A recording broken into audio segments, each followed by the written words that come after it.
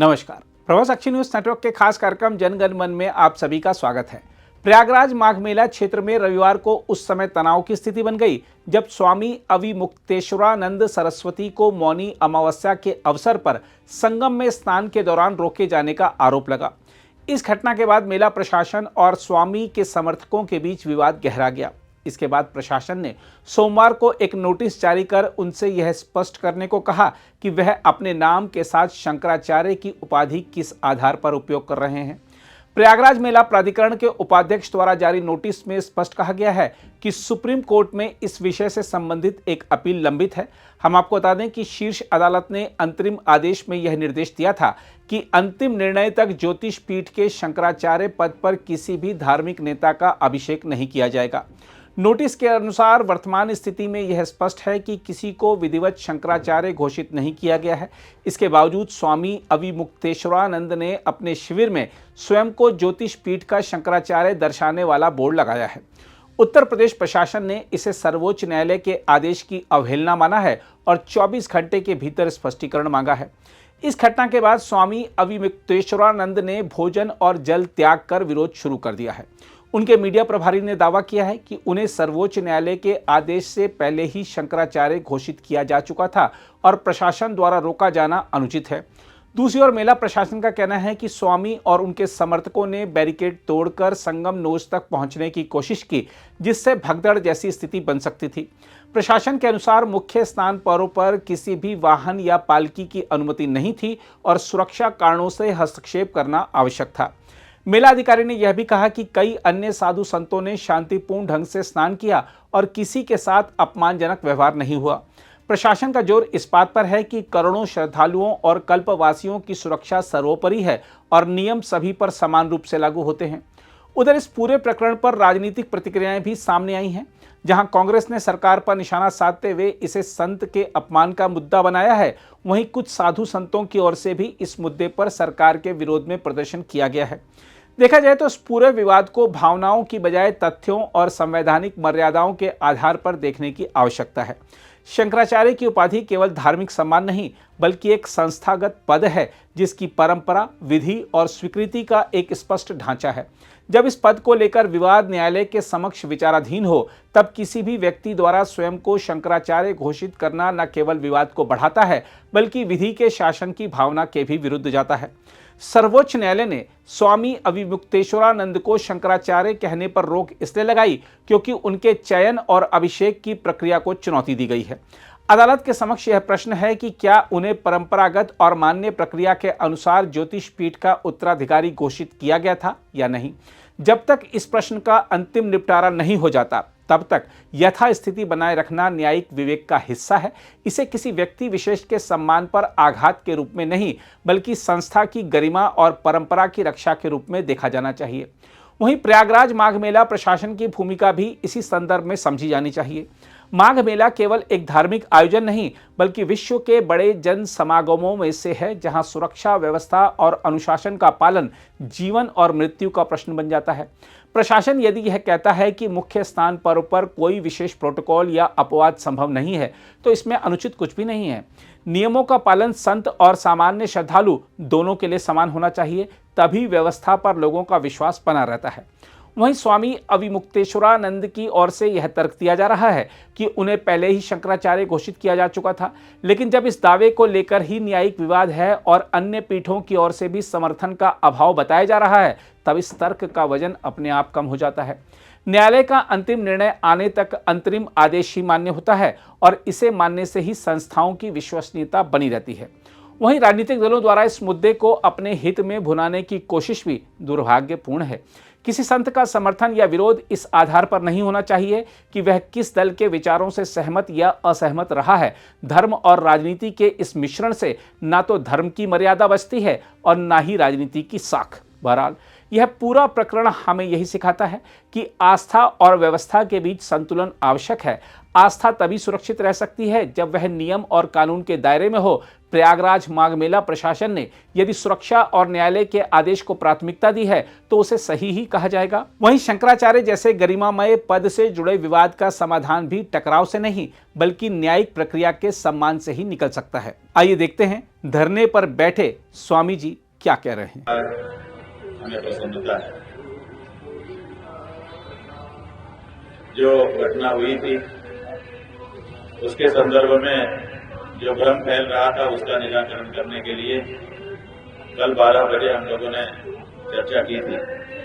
आप लोगों ने जैसे ही उसको सबके सामने रखा स्पष्टता बढ़ गई, शांत हो गई आवाज। लेकिन बीती रात 12 बजे के बाद अचानक एक अधिकारी अपने लाव लश्कर के साथ यहाँ आए। सब लोग सो चुके थे, जो पहरेदार यहाँ पर पहरा दे रहे थे उन्होंने कहा कि शासन की ओर से हमने नोटिस लेकर के हम आए हैं, नोटिस हमारे साथ भेजी गई है, आप इसी समय इसको रिसीव कर दीजिए। हमारे जो शिष्यगण पहरा दे रहे थे, क्योंकि हमको शिविर से बाहर ही विश्राम अपने टेक के कारण करना पड़ रहा है, तो वो लोग यहाँ पर बैठे हुए थे। उन्होंने कहा हम लोग तो सक्षम प्राधिकारी नहीं है कि आप नोटिस कोई आए उसको स्वीकार करें कि न स्वीकार करें। आप ऐसा करिए, सवेरे 9 बजे के बाद आ जाइए कार्य समय में, और आप कौन है परिचय बताइए। उन्होंने कहा कि हम कानून को बैंक का जो अधिकारी है वो एक नोटिस लेकर के प्रशासन की तरफ से माघ मेला प्राधिकरण की ओर से आया, और इतनी अर्जेंसी की रात को 12 बजे के बाद आया और कहता है कि इसी समय रिसीव कर लीजिए। जब किसी ने रिसीव करने में अपनी असमर्थता जाहिर की तो उसने आप अपने साथियों से कहा वीडियो बनाओ, और वीडियो बनाओ कह करके उसने हमारे शिविर की दीवार में जो पोस्टर लगे थे उन्हीं में वो नोटिस चस्पा कर दी और चस्पा करके चले गए। सवेरे उठने पर हम लोगों को नोटिस का संज्ञान हुआ। उसमें लिखा हुआ था कि आपने अपने शिविर के सामने जो बोर्ड लगाया है उस बोर्ड में अपने आप को ज्योतिष पीठाधीश्वर जगतगुरु शंकराचार्य लिखा है। 24 घंटे में आप हमारे नोटिस का जवाब देकर के बताइए कि आपने अपने नाम के साथ ज्योतिष पीठाधीश्वर जगतगुरु शंकराचार्य ये शब्द कैसे लगाए। तो बहुत बड़ी अर्जेंसी माघ मेला प्राधिकरण के सामने हो गई है कि हमारे नाम के साथ इस तरह का लेख लिख करके बोर्ड लगाया गया है। इतनी अर्जेंसी है कि आधी रात को ही नोटिस सर्व होना है, और नहीं तो फिर चस्पा कर दिया जाता है। आप इससे अनुमान लगाइए कि कितना तत्पर होकर के इस विषय में माघ मेला का प्राधिकरण कार्य कर रहा है। खैर, अब हम इस बारे में अपनी बात आपको बताना चाहेंगे, लेकिन उस नोटिस में चूंकि सुप्रीम कोर्ट का नाम लिखा गया है तो सुप्रीम कोर्ट के हमारे अधिवक्ता जिन्होंने राम जन्मभूमि के मामले में भी और राम सेतु की रक्षा के मामले में भी सुप्रीम कोर्ट में हमारे मुकदमों की पैरवी की है, ख्याति नाम है। कानून के इस समय के उपलब्ध अधिवक्ताओं में शायद ही कोई इनकी बराबरी का हो, और हिंदू धर्म के संदर्भ में जो कानून है उनके बारे में तो देश के इस समय के एकमात्र अधिवक्ता हैं जिनको हिंदू ला पूरी तरह से हटा हुआ। आप कभी भी खड़ा कर लीजिए, इसको किसी मुकदमे के लिए तैयारी की जरूरत नहीं है बहस करने के लिए, ये तुरंत बता दें। खैर, तो हमने इनको आमंत्रित किया कि जो कि सुप्रीम कोर्ट की बात है हम तो बता ही देंगे जो सरल भाषा है, लेकिन विधि की भाषा में भी थोड़ा आप बताइए। हमने इनसे पूछा कि कितना समय आप लेंगे, इन्होंने कहा कम से कम 30 मिनट हमें चाहिए। तो हमने इनसे अनुरोध किया है, क्योंकि हम जानते हैं आप लोगों को जल्दी समाचार भेजना रहता है, 30 मिनट शायद ही आप ले पाए, और आप भेज भी देंगे तो आपका चैनल उसको कितना देर तक प्रसारित कर पाएगा पता नहीं, कौन सा अंश काट दे कौन सा अंश हटा दे समझ ना समझी के कारण। तो इसीलिए हमने इनसे अनुरोध किया है कि 5 से 10 मिनट के बीच में जो विधि की परिस्थिति है उसको आप बता दीजिए। उसके बाद फिर हम अपना वक्तव्य देंगे और अपना वक्तव्य देने के बाद अगर आपके प्रश्न है तो उनका उत्तर भी देंगे। आदेश को दिखाया जा रहा है और उस आदेश में भी ये कहाँ लिखा है कि अपने नाम के साथ ये प्रयोग नहीं करें। उसमें लिखा है कि पट्टाभिषेक ना हो हमारा नाम और किसी का भी। तो पट्टाभिषेक यहाँ कहाँ हो रहा है? कल संगम में पट्टाभिषेक हो रहा था कि ये सुप्रीम कोर्ट के आदेश से उसको नहीं होने दे रहे थे। हम वहाँ पट्टाभिषेक कार्यक्रम हो रहा था। सुप्रीम कोर्ट के आदेश में जो आदेश उन्होंने दिखाया यही में लिखा है कि पट्टाभिषेक ना हो, तो वहाँ पट्टाभिषेक हो रहा था। इसको रोकने गए थे सुप्रीम कोर्ट के आदेश से। इसका मतलब है पहले तो वो जो आदेश है वो भी सुप्रीम कोर्ट से झूठ बोल करके लिया गया, जिसके बारे में आपको बताया गया कि फर्जरी का मुकदमा उनके ऊपर दाखिल कर दिया गया। अब आपको हम बताना चाहेंगे और अब आपको वही आदेश दिखा करके गुमराह किया जा रहा है। हम आपको बताना चाहेंगे, अभी मिश्र जी ने आपके सामने जिक्र किया कि भारत सरकार का सॉलिसिटर जनरल, उनका महान न्यायवादी अधिवक्ता स्वामी वासुदेवानंद जी की ओर से जो इस मुकदमे में हम लोगों के परंपरागत प्रतिपक्षी हैं, व्यक्तिगत रूप से हम उनका आदर करते हैं, लेकिन मुकदमे में प्रतिपक्षी के होने के नाते हम उनके बारे में कह रहे हैं। उन्होंने इस मुकदमे में जब ये मामला आया तो भारत सरकार का महाधिवक्ता उनकी ओर से वकील बन करके खड़ा हुआ। इसका मतलब सरकार, केंद्र सरकार मुकदमा लड़ने लग गई, केंद्र सरकार पार्टी बन गई, समझ लीजिए।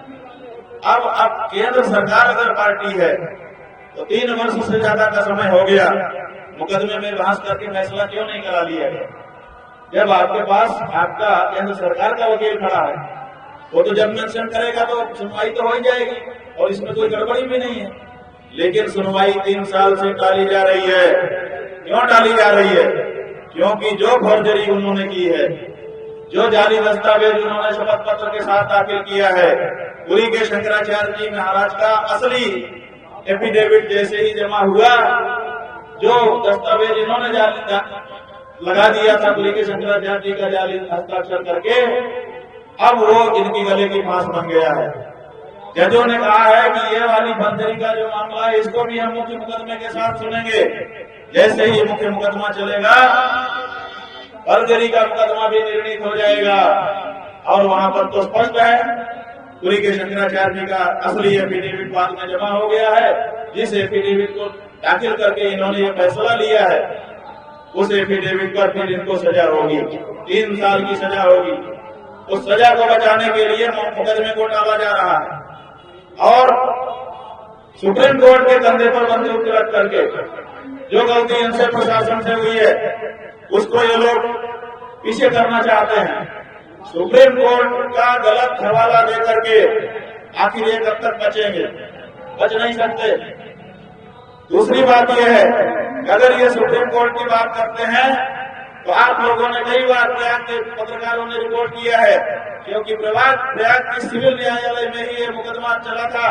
सबसे पहले 1999 में फैसला आया था कि वासुदेवानंद जी ज्योतिषपीठ के शंकराचार्य के रूप में काम न करें, दंड छत्र चमन धारण न करें, आया था।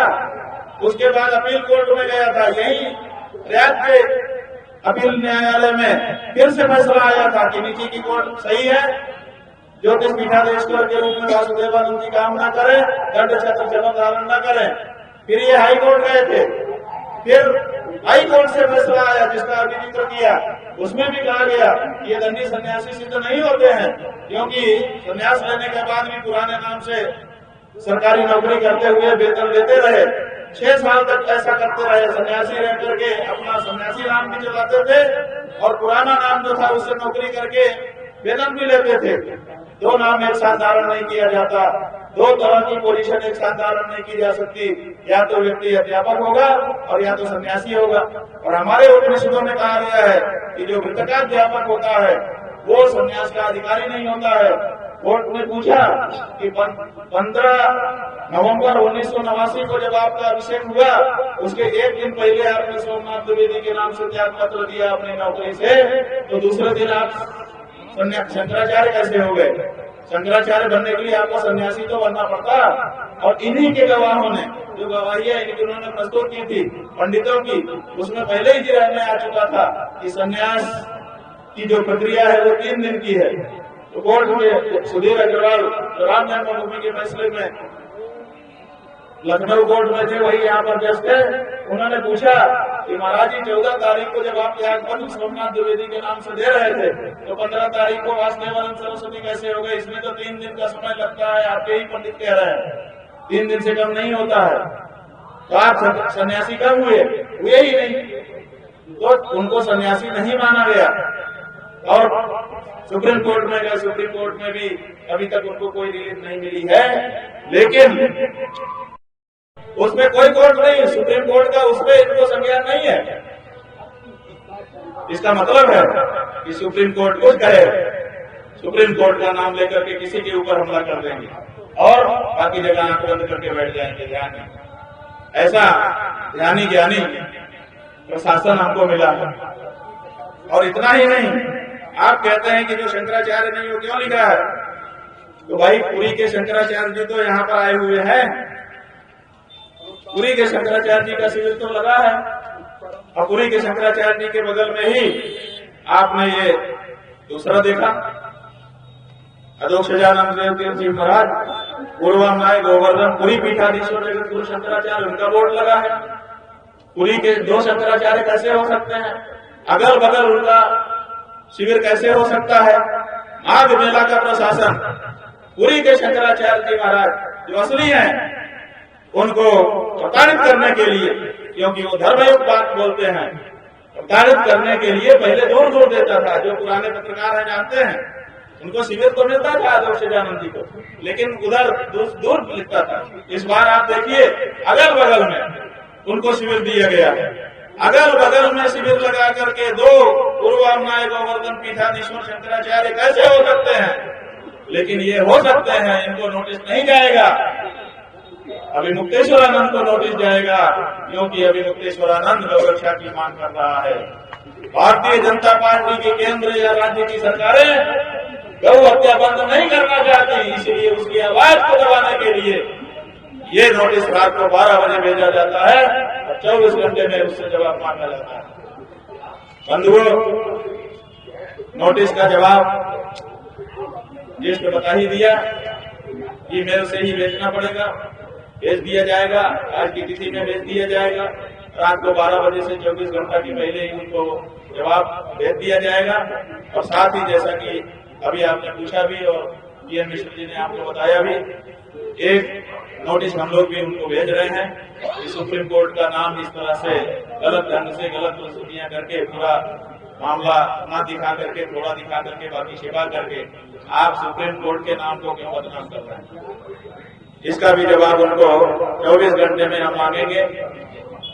24 घंटे में उनका भी जवाब हमें मिलना चाहिए, ताकि हम इस मुकदमे में उनको भी पक्षकार बना करके उनका भी पक्ष जारी कर दें। क्योंकि ज्योतिषपीठ के मुकदमे में माघ मेला प्राधिकरण के जो अधिकारी हैं उनका कुछ ज्यादा ही ध्यान दिखाई देता है, इसलिए उनको भी पक्षकार बन जाना पड़ेगा। जा करके जवाब दे सुप्रीम कोर्ट को। सुप्रीम कोर्ट है। जब आप स्वयं कहते हैं कि सुप्रीम कोर्ट में विवाद लंबित है, तो निर्णायक आप कौन होते हो कि कौन शंकराचार्य है कौन नहीं है? छोटी सी कॉमन सेंस की बात है कि भाई निर्णय करेगा तो सुप्रीम कोर्ट करेगा। तुम कौन होते हो किसी को शंकराचार्य कह देने वाले या न कह देने वाले?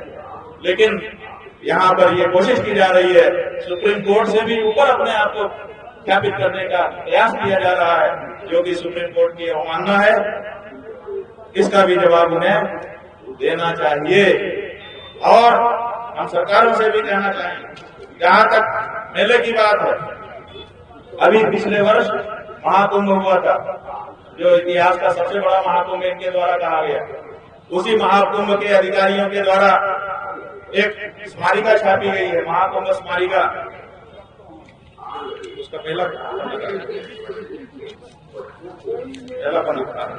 महाकुंभ प्रयागराज 2025 ये छपा है, आप लोगों के मिला होगा। इसी पत्रिका में ये देखिए फोटो छापा गया है। ये कई फोटो उसमें छापे गए हैं और उस फोटो में यहाँ पर हमारा चित्र है और लिखा है जगत गुरु शंकराचार्य अविमुक्तेश्वरानंद सरस्वती।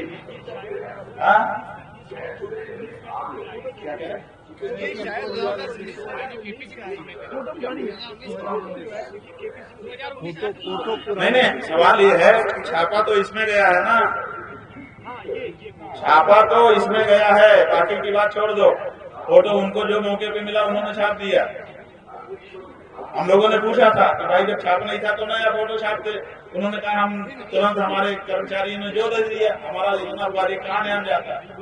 तो अब देखिए महाकुंभ स्मारिका जो सरकार की ओर से, महाकुंभ के प्रशासन की ओर से छापी जाती है, वो जगत गुरु शंकराचार्य के रूप में फोटो छापती है और ये मेला प्राधिकरण कहता है कि तुम जवाब दो कि तुम्हारे नाम के साथ तुमने जगत गुरु शंकराचार्य शब्द क्यों लगाया है। कितना बड़ा अपमान 100 करोड़ सनातन धर्मियों के शंकराचार्य को झेलना पड़ रहा है। क्या ये हिंदू सरकार है? क्या ये मेला का प्रशासन हिंदू के साथ डील करने की क्षमता रखता है? नहीं रखता है। ये तो अंग्रेज भी होते तो शायद इस तरह से व्यवहार नहीं करते। करने तो लोग बिना खाए ही जाते हैं। आनी सी बात है कि जाके पहले स्नान करेंगे तब आके कुछ खाएंगे पिएंगे, तो बिना खाए ही निकले थे। स्नान करके आते थे, कुछ खाते पीते, लेकिन स्नान का मौका भगवती ने नहीं दिया। बीच में ये लोग प्रत्यक्ष बाधक बन गए। दिन बीत गया, 12 बजे रात तक, 1 बजे रात तक अमावस्या तिथि ज्योतिष के अनुसार थी। तो हमने सोचा कि क्या पता बड़े अधिकारियों को पता चलेगा, उनको लगेगा कि भाई गलत हो रहा है, तो आकर के कहें कि भैया गलती हो गई, चलो। तो 1 बजे रात तक हम बिना अन्न जल के बैठे रहे। ये बात सही है, इसलिए बैठे रहे कि क्या पता नहाने का मौका मिल जाए, आकर के गलती मान ले, क्षमा याचना कर दे। देखो अखिलेश यादव ने मूर्ति विसर्जन के प्रकरण पे हमको लाठी मरवाई थी अपने, उनके भी यही अधिकारी थे, डीएम और कमिश्नर यही सब थे। और अभी पता चला है कि जो कल मारने वाला था उसमें से एक वहाँ बनारस में उस दिन भी था, जिसने उस दिन भी लाठी मारी थी। इसका मतलब है कि वो निजी खुन्नस रखता है, उसका भी नाम साफ नहीं करेंगे जरूरत पड़ी। तो लाठी मारी थी उन्होंने, बड़ा आक्रोश हुआ था, सबने प्रतिकार यात्रा भी निकाली थी। लेकिन जब उन्होंने हरिद्वार में आकर के कैमरा के सामने साष्टांग प्रणाम करके कहा था इमाम शरणागतम, मेरे अधिकारियों से महाराज जी गलती हो गई, मैं मानता हूँ, क्षमा याचना करने के लिए आया हूँ, तो हमने क्या किया? माफ कर दिया कि नहीं कर दिया? क्योंकि क्षमा याचना के लिए अगर कोई शब्द बोल करके सिर झुका देता है, उसके बाद शायद ही कोई होगा जो कहे कि नहीं मैं नहीं माफ करता। क्षमा याचना में प्रत्युत्तर की आशा नहीं की जाती है, क्षमा याचना करने मात्र से वो मिल जाती है, ऐसा माना जाता है। तो हमने सोचा कि तू आ जाए, आके क्षमा मांगेंगे तो हम क्या करेंगे, चले जाएंगे। तो रात को 1 बजे तक बिना अन्न जल खाए और लघु शंका भी नहीं गए, 18 घंटे संयम से रहे कि बीच में कोई बाधा ना आए।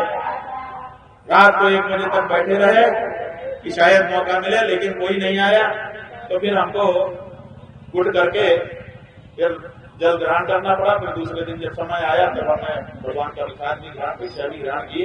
अभी हम ऐसा नहीं है कि अन्न जल नहीं खा रहे हैं और हम धरने पर भी नहीं बैठे। हम तो 1 बजे रात तक यहाँ बैठे थे, लेकिन हमने ये एक गंगा यमुना के सामने रख दी कि हम अपने शिविर से माता इतने प्यार से, इतनी श्रद्धा भक्ति से निकले थे, इतनी श्रद्धा भक्ति से हम निकले थे कि तुम्हारे गोद में आकर के डुबकी लगाएंगे, और वो मौका हमको नहीं मिला। तो हमारी टेक है कि जब तक ससम्मान स्नान का मौका हमको तुम्हारी तरफ से कृपा करके नहीं मिलता है, तब तक अब हम शिविर में प्रवेश नहीं करेंगे। निकले थे स्नान करने के लिए, तो स्नान करके ही प्रवेश करेंगे। तो इसीलिए अब बाहर रह रहे हैं और कोई बात नहीं। रात में भी यहीं रहते हैं, वही गाड़ी में रहते हैं, शिविर में प्रवेश नहीं करते हैं। तो वो हमारी गंगा जमुना के सामने टेक है, किसी सरकार के सामने हमारा कोई प्रदर्शन नहीं है। और हमने जो गौ माता की रक्षा के लिए प्रेरणा यात्रा निकाली थी 5000 शिविरों के सामने जा करके, उसको हमने कंटिन्यू कर दिया। आज भी 10 बजे से 2 बजे तक हमने लगभग 150 उनको शिविरों में जा करके प्रेरणा प्रदान की है। और हमारी इच्छा है कि ज्यादा से ज्यादा शिविरों में जाते हुए 5000 शिविरों तक हम माघ मेला पूरा होते तक पहुंच जाएं, ताकि सब शिविर के दरवाजे पे जाके गौ माता की रक्षा की गुहार लगा सके। क्योंकि अभी जरूरी है। और हमारा ये कहना है कि 78 साल से गौ माता की रक्षा का जो वाक्य हम अपने अपने शिविर में अकेले अकेले बोलते रहे, अब उसको इकट्ठा होकर के तगड़े से बोलने की, बिना संकोच बोलने की जरूरत है। तो हम लोग वो बोलेंगे। और 10-11 मार्च को शीतला सप्तमी और अष्टमी तय कर दिया। यहाँ नहीं, यहाँ मेला अलग मामले से है। हम दिल्ली में इकट्ठा होंगे और वहीं से आवाज लगाएंगे कि गौ माता की रक्षा करो। और हमने साधुओं से कहा विचार करके आना। जैसे समर्थन वापसी होती है ना, आपको याद होगा जब बीपी सिंह की सरकार बनी थी तो भारतीय जनता पार्टी ने उनको बाहर से समर्थन दिया था, सरकार चल रही थी। बाद में लाल कृष्ण आडवाणी जो बीजेपी के नेता थे, उन्होंने एक यात्रा निकाली, वो यात्रा चली, बिहार में आई। वहां के उस समय के मुख्यमंत्री लालू यादव ने उनको गिरफ्तार कर लिया। गिरफ्तार करने से बीजेपी वालों ने बीपी सिंह से अपना समर्थन वापस कर लिया, सरकार गिर गई। उसके बाद देश अनिश्चितता के दौर में चला गया। कोई 3 महीने, कोई 5 महीने, कोई 8 महीने, जाने कितने प्रधानमंत्री देखने को हम लोगों को बिना मतलब मिल गए। बड़ी परिस्थिति खराब हो गई। देश में भंडार नहीं रहा सोने का, कल का खर्चा कैसे चलेगा, ये दिक्कत होने लगी। ऐसी परिस्थिति में देश को ढकेल दिया था समर्थन वापसी लेकर। तो हमने कहा है कि जैसे राजनीति में समर्थन वापसी होती है, ऐसे अपने आशीर्वाद वापसी पे विचार करो। संतो, तुमने आशीर्वाद दिया है, गौ हत्या करवाने के लिए दिया है, उसी प्रत्याशी, उसी पार्टी, उसी राजनेता को आशीर्वाद दो जो गौ माता के लिए क्लियर कट घोषणा पूर्वक गौ रक्षा के लिए अपने आप को प्रस्तुत करता दिखाई दे, शपथ पूर्वक घोषणा करे।